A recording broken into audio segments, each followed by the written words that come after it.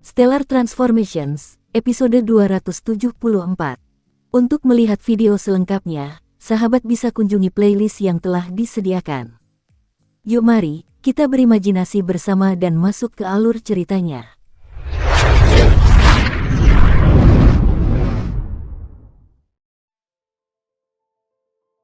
Malam perlahan tiba. 5 penjaga berjalan menuju formasi ilusi emas mendalam. Di antara kelima penjaga itu ada Qin Yu dan He Yu.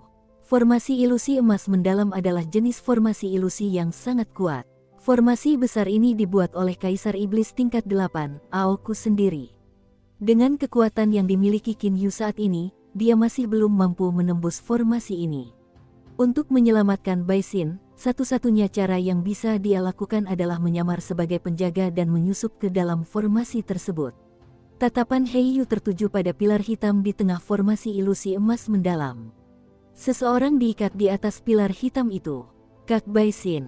Hati He Yu bergetar. Meskipun rambut panjangnya yang berantakan menutupi wajahnya, meskipun debu membuat Bai Xin tampak seperti pengemis, He Yu, meskipun mengamati dari jauh, tetap dapat langsung mengenali dengan sekali pandang bahwa sosok yang terikat pada pilar hitam itu adalah kakak perempuan Bai Xin yang sangat menyayanginya.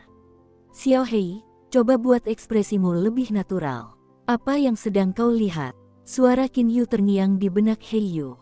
He Yu tiba-tiba tersadar dari lamunannya. Xiao Hei, penampilan konyolmu tadi bisa dengan mudah membuat orang lain meragukanmu, kata Qin Yu melalui transmisi suara. Dia sepenuhnya memahami alasan mengapa Xiao Hei memiliki penampilan seperti itu. Namun, mereka tidak boleh melakukan kesalahan setelah sampai sejauh ini. Jika mereka ketahuan, satu-satunya pilihan mereka adalah berjuang keluar dari situasi tersebut. Namun, meskipun mereka berhasil menerobos, mereka tetap perlu setidaknya memasuki formasi besar tersebut. Jika tidak, bagaimana mereka bisa menyelamatkan Bai Xin? Saudara-saudara, dengarkan baik-baik. Pemimpin kelompok itu berbicara dengan suara lantang. Sebentar lagi, giliran kita untuk memasuki formasi ilusi emas mendalam. Formasi ilusi emas mendalam ini berubah setiap 2 jam dan setiap kali berubah, lorong-lorongnya juga berubah. Meskipun kita, saudara-saudara, telah menjaganya berkali-kali, tetapi apapun yang terjadi, kita tidak boleh ceroboh saat memasuki formasi besar ini. Jika ada yang ceroboh dan jatuh ke dalam formasi ini, saya yakin semua orang tahu apa yang akan terjadi. Semua orang langsung meneriakkan persetujuan mereka secara serentak. Ruang yang ditempati oleh formasi ilusi emas mendalam itu cukup terang. Di tengah formasi besar itu terdapat area tempat Bai Xin diikat. Di sekitar pilar hitam tempat Bai Xin diikat, terdapat 5 penjaga yang mengawasinya. Melihat pemandangan ini, Qin Yu menjadi sedikit bingung. Untuk menjaga Bai Xin, mengapa mereka harus menyuruh para penjaga masuk ke dalam formasi besar untuk mengawasinya? Mungkinkah mereka takut seseorang bisa menerobos formasi besar dan tiba-tiba muncul di dalam formasi tersebut? Dugaan Qin Yu ternyata memang benar adanya. Itu karena bagaimanapun juga ada banyak individu berbakat di dunia ini. Siapa tahu, mungkin Qin Yu dan saudara-saudaranya mahir dalam teknik susunan formasi. Namun, Qin Yu tidak tahu bahwa ada alasan lain yang sangat penting di balik pengaturan ini. Baiklah kalau begitu, sudah waktunya, kata pemimpin itu kepada Qin Yu dan ketiga orang lainnya. Saya akan memberitahu semua orang tentang rute perjalanan selama 2 jam ke depan. Semuanya, pastikan untuk tidak menginjak tempat yang salah. Setelah itu, sang pemimpin mengirimkan rute lintasan dari susunan ilusi emas mendalam kepada keempat anggota lainnya. Qin Yu dan He Yu saling berpandangan. Tatapan mereka mengandung sedikit senyum. Tak lama kemudian, di bawah bimbingan pemimpin, Qin Yu dan keempat rekannya mengikuti jalan yang aman dan perlahan berjalan menuju pusat formasi ilusi emas mendalam. Dan pada saat ini, kelima penjaga yang melihat Qin Yu dan yang lainnya datang, semuanya tersenyum. Xiao Hei, kita beruntung sekali. Aoku itu di luar dugaan belum juga menggunakan kesadaran iblisnya. Qin Yu merasa jauh lebih tenang di dalam hatinya. Saat ini, bahkan jika mereka ditemukan oleh Aoku, Qin Yu masih yakin bahwa dia dapat menyelamatkan Bai Xin dalam sekejap dan segera melarikan diri melalui lorong. Bahkan jika dia dikepung oleh Kaisar Iblis Peng dan mereka, dia masih dapat memasuki alam Jianglan dan berlatih dengan tenang. Qin Yu berniat menjelajahi alam abadi, iblis, dan setan, tetapi yang lebih diinginkan Qin Yu adalah peningkatan kekuatannya agar ia bisa segera bertemu Lier. Aku yakin Aoku tidak sekeras yang terlihat, kata Hei Yu melalui transmisi suara. Ia tak bisa menahan pandangannya untuk tidak tertuju pada Bai Xin yang semakin mendekat. Melihat kemunculan Hei Yu, Qin Yu merasa agak tak berdaya di dalam hatinya, tetapi ia tidak terlalu mempedulikannya. Dengan demikian, ketiga penjaga ditambah 2 penjaga palsu mulai bergerak perlahan menuju wilayah aman di tengah. Qin Yu dan yang lainnya akhirnya berhasil melewati area ilusi emas mendalam dan tiba di wilayah aman pusat. Hei, akhirnya kau datang juga. Baiklah, kalau begitu, kami para saudara akan beristirahat, kata pemimpin di antara 5 penjaga yang saat itu sedang mengawasi Bai Xin sambil tersenyum. Setelah itu, kelima penjaga itu dengan gembira meninggalkan formasi emas mendalam sesuai urutan yang telah ditentukan. Qin Yu dan yang lainnya dengan santai menyebar di sekitar pilar hitam tersebut. Mata Bai Xin berkaca-kaca dan berair. Yu kecil, adikku, hanya ini yang bisa kulakukan untuk kalian berdua, gumam Bai Xin dalam hatinya. Adegan hari itu terlintas di depan matanya. Adegan di mana dia ditangkap dan dibawa kembali ke kota kekaisaran oleh Aoku, lalu dipanggil oleh Kaisar Iblis Peng, Zhongyan. Sebuah aula besar dan luas. Di puncak aula besar itu terdapat Kaisar Iblis Peng yang seluruhnya diselimuti warna emas.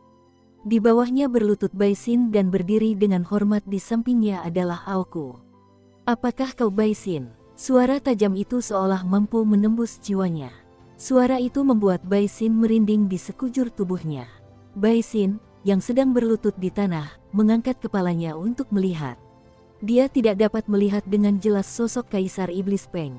Yang berhasil dilihatnya hanyalah sepasang matanya yang dingin dan tanpa ampun. Aku mengajukan pertanyaan padamu, apa kau tidak akan menjawab? Nada suara Kaisar Iblis Peng sedikit meninggi. Ya, saya Bai Xin. Suara Bai Xin sangat pelan, agak serak. Kaisar Iblis Peng yang terbungkus warna emas berkata dengan acuh tak acuh, Bai Xin, kau juga harus tahu tentang situasimu saat ini. Jiwamu dan jiwa Naschenmu sepenuhnya dibatasi. Mustahil bagimu untuk bunuh diri sekalipun. Aku telah memutuskan untuk mengikatmu di pilar batu hitam, di puncak gunung singa kuning, untuk menggunakanmu sebagai umpan untuk Hei Yu dan kedua saudaranya. Kau, menjijikkan. Bai Xin dengan marah menatap Kaisar Iblis Peng. Namun, Bai Qin justru merasa seolah Kaisar Iblis Peng berada ribuan mil jauhnya darinya. Jarak antara keduanya benar-benar terlalu jauh. Aku ingin membuat kesepakatan denganmu. Suara Kaisar Iblis Peng terdengar sangat biasa. Seolah-olah dia sama sekali tidak marah. Bai Xin dengan ganas menengadahkan kepalanya. Dia menolak untuk menatap Kaisar Iblis Peng. Bai Xin, bahkan jika kau tidak bekerja sama, kau tetap tidak akan bisa bunuh diri atau melarikan diri. Aku masih bisa mengikatmu di pilar batu hitam di puncak gunung singa kuning. Kau pasti bisa menebak bahwa Hei Yu dan saudara-saudaranya akan bergegas menyelamatkanmu. Saat itu, aku masih bisa membunuh Hei Yu dan kedua saudaranya. Sedangkan untuk sekarang, kesepakatan yang kuusulkan ini bisa memberikan sedikit keuntungan bagimu. Suara Kaisar Iblis Peng terdengar sedikit menyeringai. Manfaat. Hati Bai Xin tergerak, dia mengangkat kepalanya dan menatap Kaisar Iblis Peng. Saat ini, Bai Xin bahkan tidak memiliki kemampuan untuk mengendalikan takdirnya sendiri. Semuanya berada di bawah kendali Kaisar Iblis Peng, jadi, apakah dia memiliki kualifikasi untuk melakukan kesepakatan? Aku hanya ingin kau menjadi binatang spiritualku. Aku jamin, jika kau menerima tawaran ini, aku pasti tidak akan membunuh Hei Yu dan Bai Ling. Bagaimana menurutmu? Dalam suara Kaisar Iblis Peng terkandung bujukan.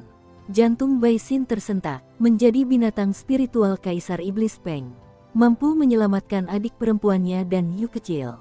Bai Xin mengangkat kepalanya. Tatapannya yang tajam tertuju pada Kaisar Iblis Peng. Sekeras apapun ia berusaha menyipitkan mata, ia tetap tidak dapat melihat wajah Kaisar Iblis Peng. Kaisar Iblis Peng, apakah kau pikir wanita kecil sepertiku semudah itu tertipu?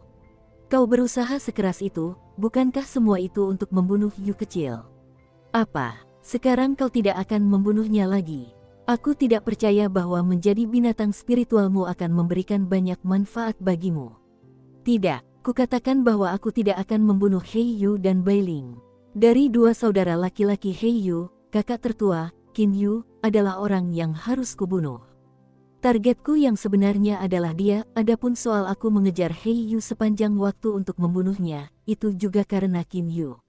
Kata Kaisar Iblis Peng dengan acuh tak acuh.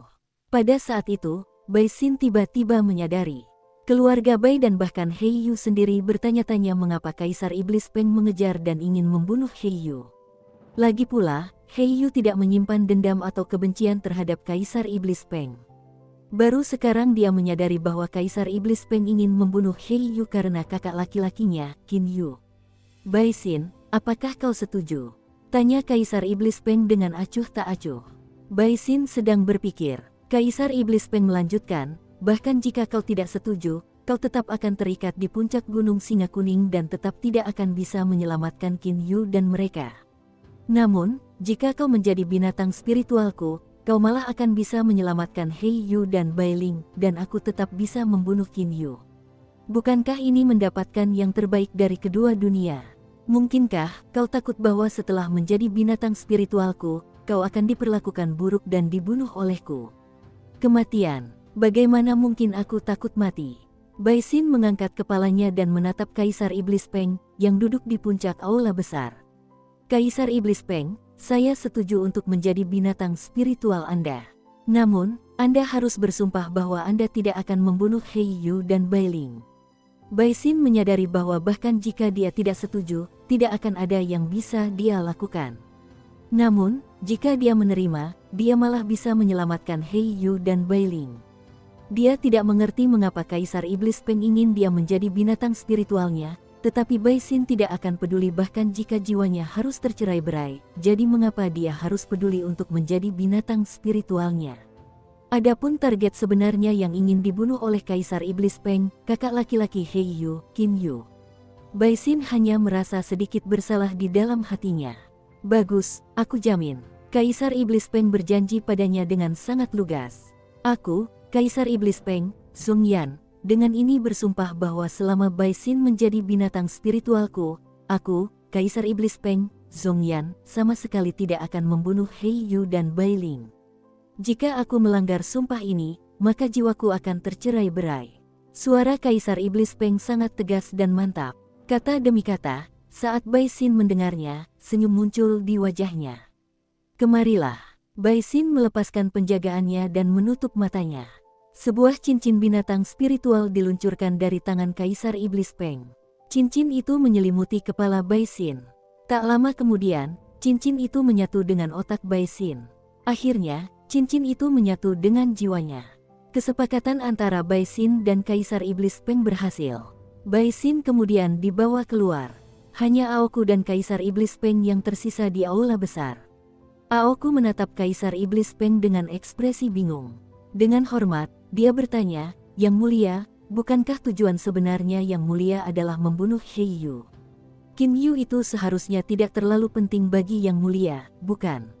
Ini hanya untuk menipu Bai Xin," kata Kaisar Iblis Peng dengan acuh tak acuh. Lalu, sumpah yang mulia ucapkan tadi. Aoku menatap Kaisar Iblis Peng. Kaisar Iblis Peng berbalik dan meninggalkan aula besar. Sebuah suara acuh tak acuh terdengar di aula utama. "Aku hanya bersumpah bahwa aku tidak akan membunuh Heiyu dan Bai Ling. Namun, hanya karena aku tidak akan membunuh mereka, apakah itu berarti kalian semua juga tidak bisa membunuh mereka?" Aoku tiba-tiba menyadari. Bai Xin berada dalam keadaan linglung dan seperti terbungkam. Kematian, kapan aku akan mati? Bai Xin mencari kematian di dalam hatinya. Seandainya aku bisa bertemu Yu kecil lagi sebelum kematianku, itu akan sangat menyenangkan. Ketika Heiyu pertama kali masuk ke keluarga Bai Xin dan saudara perempuannya, Bai Ling, sama-sama menyukai junior mereka.